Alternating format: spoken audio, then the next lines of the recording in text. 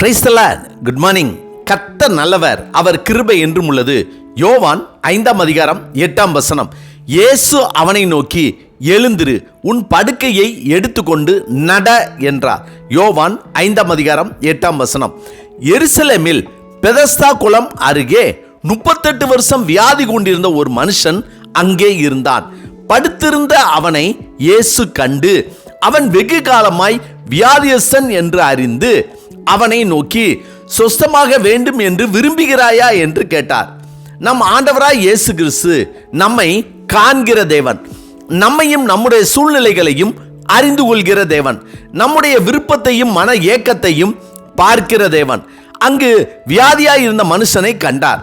அவன் வெகு நாட்களாய் வேதனைப்படுகிறான் என்பதை அறிந்து கொண்டார்.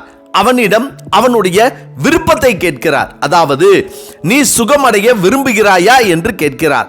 ஆண்டவராய் இயேசு கிறிஸ்து அவனிடம் கேட்டபோது, அவனோ, இவர் நம் கூடவே இருந்து நம்மை தூக்கி சுமந்து குளத்தில் இறக்கி நமக்கு உதவி செய்வார் என நினைத்தான். எனவேதான் இயேசுவை நோக்கி, ஆண்டவரே, தண்ணீர் கலக்கப்படும் போது என்னை குளத்தில் கொண்டு போய் விடுகிறதற்கு ஒருவரும் இல்லை. நான் போகிறதற்குள்ளே வேறொருவன் எனக்கு முந்தி இறங்கி விடுகிறான் என்றான். இயேசு அவனை நோக்கி, எழுந்திரு, உன் படுக்கையை எடுத்துக்கொண்டு நட என்றார். உடனே அந்த மனுஷன் சொஸ்தமாகி தன் படுக்கையை எடுத்துக்கொண்டு நடந்து போனான். கர்த்தருக்கு பிரியமானவர்களே, அவன் எதிர்பார்த்த காரியமோ, அவனுடைய திட்டமோ, அவனுடைய விருப்பமோ அங்கு நிறைவேறவில்லை. ஆனால் முடிவு அவனுக்கு சம்பூர்ணமாயிற்று. அவனுடைய வாழ்க்கையில் அதிசயம் நடந்தது, அற்புதம் நடந்தது, ஆனந்தம் அடைந்தான், எழுந்து நடந்தான்.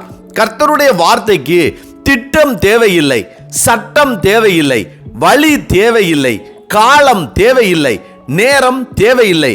ஆண்டவராய் இயேசு கிறிஸ்துவின் ஒரு வார்த்தை நம்முடைய வாழ்க்கையை குறைவில்லாமல் சம்பூர்ணமாய் முடிய பண்ணும். நம் ஆண்டவராய் இயேசு கிறிஸ்து நம்முடைய விருப்பத்தின்படி, நம்முடைய எண்ணப்படி, நம்முடைய திட்டப்படி நமக்கு நன்மை செய்யாமல், அவருடைய சித்தத்தின்படி, அவர் நியமித்த வழியில் நமக்கு ஒரு வார்த்தையில் ஒரு மிகப்பெரிய அற்புதத்தையும் அதிசயத்தையும் செய்ய வல்லவராய் இருக்கிறார். நம்முடைய வாழ்க்கையிலும் நமக்கு உதவி செய்ய ஒருவருமே இல்லையே என்று ஏங்கி தவிக்காமலும், பிறர் உதவிக்காக காத்திருக்காமலும், நாம் எதிர்பார்த்து இருக்கிற காரியங்களையும் திட்டங்களையும் முடிவுகளையும் நம் வழியில் சிந்திக்காமலும் இருந்து, நீர் என்னை காண்கிற தேவன் என்று சொல்லி நம்மை அறிந்திருக்கிற தேவனிடத்தில் இரக்கத்தை பெற்றுக்கொண்டோமானால், அவருடைய ஒரு வார்த்தை நமக்கு அதிசயத்தையும் அற்புதத்தையும் செய்து நம்முடைய தேவையையும் விருப்பத்தையும் சம்பூர்ணமாய் முடிய செய்து நம்மை ஆசீர்வாதமாய் வாழ வைக்கும்.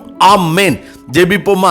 சர்வ வல்லமை உள்ள சேனைகளின் தேவனாகிய கர்த்தாவே, நீர் எங்களை காண்கிற தேவன், எங்களை எங்கள் தாயின் கருவிலே அறிந்திருக்கிற தேவன். உம்முடைய வார்த்தையின்படி எங்களுடைய வாழ்க்கையிலும் அதிசயங்களையும் அற்புதங்களையும் நாங்கள் காணும்படியாக கிருபை செய்ய வேண்டும் என நாங்கள் ஜெபிக்கிறோம். கர்த்தாவே, இந்த நாளை நீர் எங்களுக்கு கொடுத்ததற்காய் நன்றி.